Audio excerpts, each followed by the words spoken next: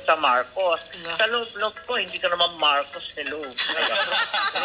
Tama, hindi ka Marcos. Speaker, ang tila pagpanig nyo po sa mga Duterte. Gusto lang po namin bigyang, ano po magiging masasabi niyo po dito? Yeah. Yes, may lumalabas na mga... Lumabas kapon sa news sa dalawang telebisyon na Senator Ivy. Yes.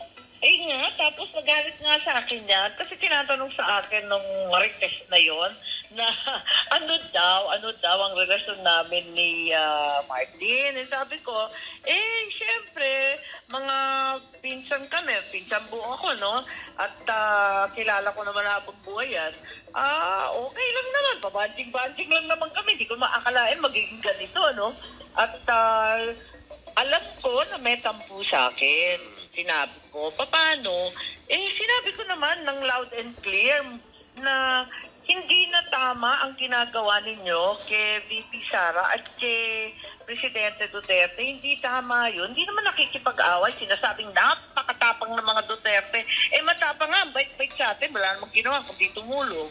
Nakipag-alyado, kaya nakabalik. Ano pang gusto mo? Ba't natin inaaway ang hindi nakikipag-away? Correct. Nagalit sa akin. Bakit daw ganon? Mas Duterte pa daw ako kesa sa Marcos. Sa loob-loob ko, hindi ka naman Marcos hello. Lagot ka. Nagmana kay Doc Lorraine. Ayan naman.